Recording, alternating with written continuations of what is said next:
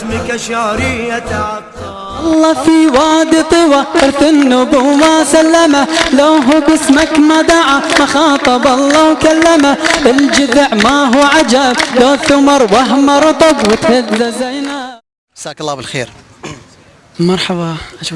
وجودكم في هذا المهرجان وهذه الأجواء المحمدية وهذه الأجواء الحسينية التي تزينت بها الزينة وتزينت بها الناس في هذا المهرجان، ما هي كلمتكم أو ماذا انطباعك حول هذا المهرجان؟